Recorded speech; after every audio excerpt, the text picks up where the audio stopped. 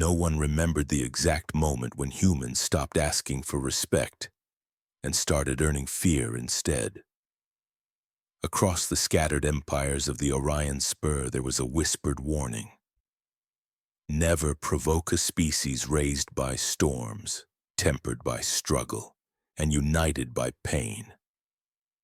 But some civilizations don't believe warnings. They believe in testing limits. And on one quiet voyage through the empty dark, the galaxy decided to test humanity one more time. Unfortunately for them, humanity was in no mood to be tested. The luxury starliner Aurelia Ascendant was the sort of ship that made rich people feel even richer. Its hull looked like the surface of a golden lake rippling under the lights of Helios Gate Terminal. Cale Harlow, former engineering tech turned cargo hauler, stood there staring up at the vessel with a cracked grin. 3 months of reactor sludge, he muttered. I better get a damn massage chair after this.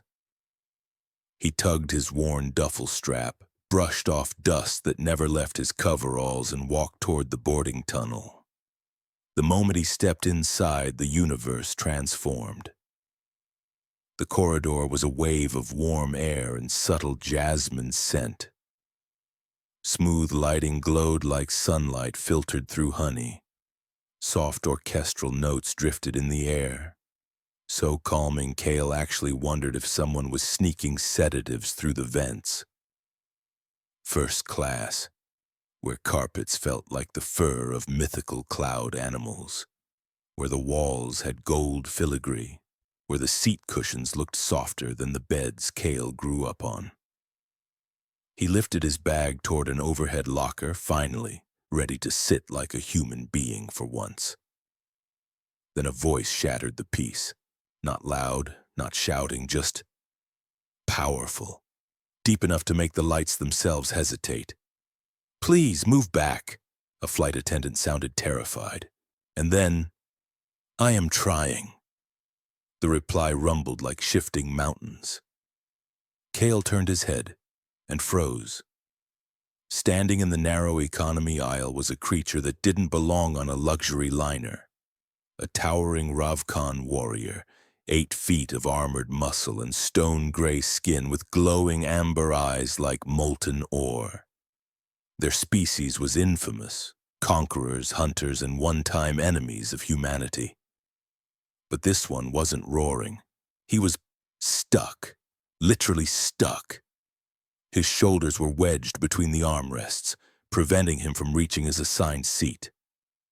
Passengers backed away like he carried a plague. Sir, the attendant whispered, your seat is too small. The Ravkan lowered his head, humiliated. I was told these dimensions would be sufficient. Cale didn't know much about Ravkans, but he knew shame when he saw it. And something in his chest tightened. He stepped forward. Hey, Cale said, I'm big guy. Want a hand? Amber eyes shifted toward him and softened a little. I do not wish to break your vessel, the alien rumbled. Buddy, this ship belongs to people who bathe in liquid money. Break it. They'll build 2 more. The Ravkan gave a sound halfway between a snort and a grunt. With Cale guiding the angle, he helped the alien slide into a seat clearly not designed for anyone larger than an average accountant. The seat groaned. The armrest cracked. A few screws shot off like tiny bullets. Cale patted the huge shoulder. There, perfect fit. The Ravkan looked at him with something dangerously close to gratitude. I am Vorak, son of Rathon, he said with a solemn nod. I owe you honor. Cale, he replied, and you owe me nothing, except maybe not crushing me. Vorak blinked. I will attempt restraint. The starliner rose from the docking cradle in a graceful arc. Passengers settled in. A holographic stewardess flickered to life. Welcome aboard the Aurelia Ascendant.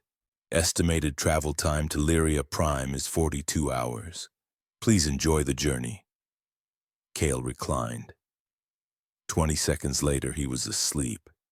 It was the deepest sleep he'd had in months. He woke up choking, not on smoke, on gravity.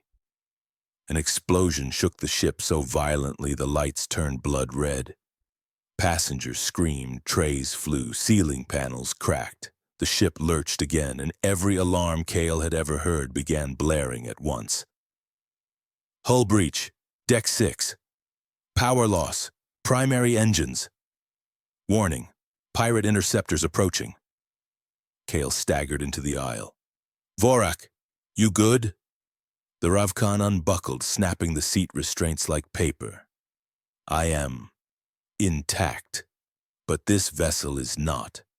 He wasn't wrong. Outside the viewport, dark shapes swooped like hunting birds. Meyer Corsairs, the most vicious pirate faction in the outer belt. Cale's gut twisted. They weren't here for ransom. Meyer Corsairs took only one thing from captured ships: slaves. Passengers, a terrified voice crackled through the speakers. This is Captain Lyra Dane. We have lost engine control.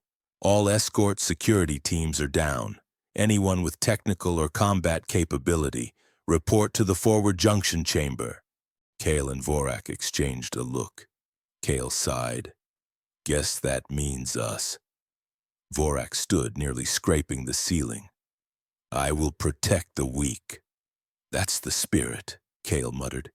Hero time. They ran. The forward chamber was chaos. The captain, sharp uniform torn, hair frazzled, turned as they entered.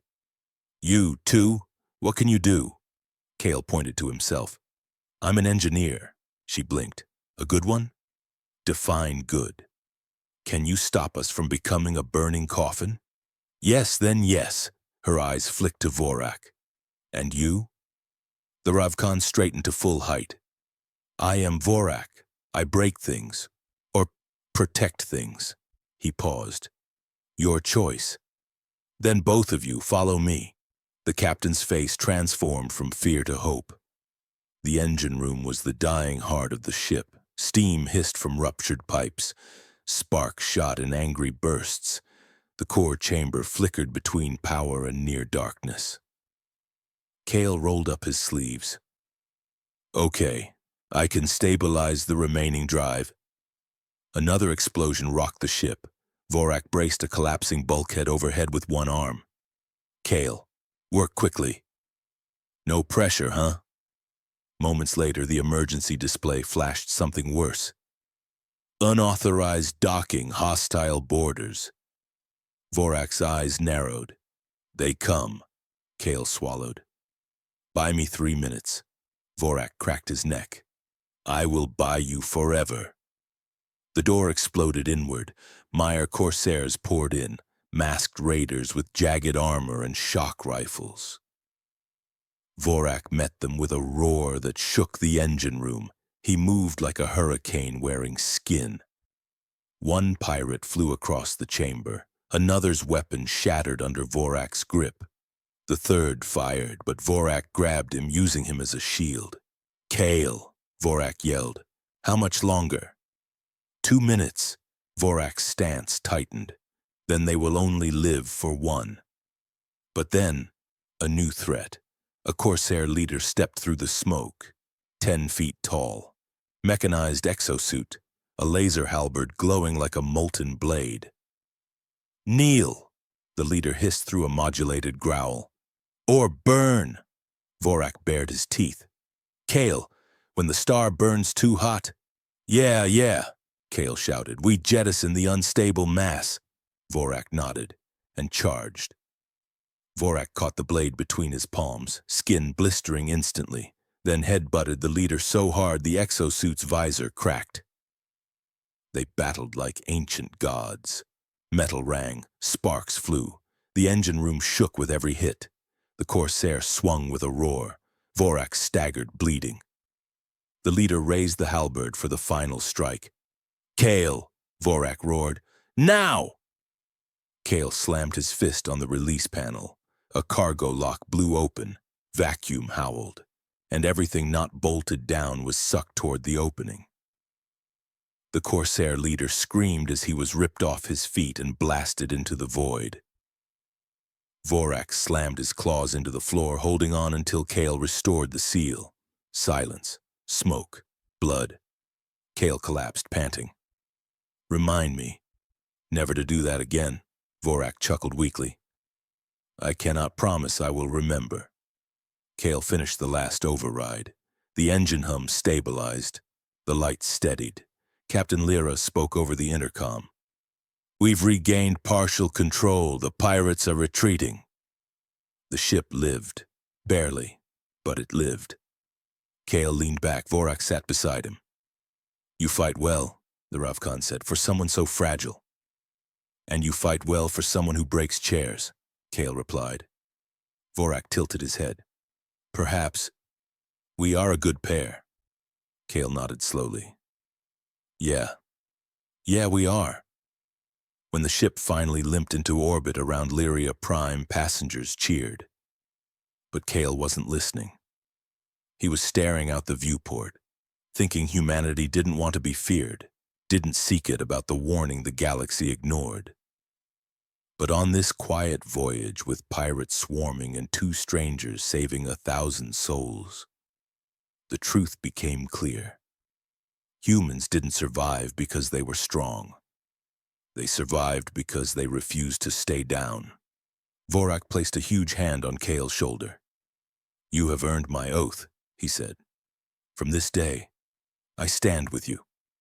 Kale swallowed, overwhelmed. "Vorak, you don't owe me anything."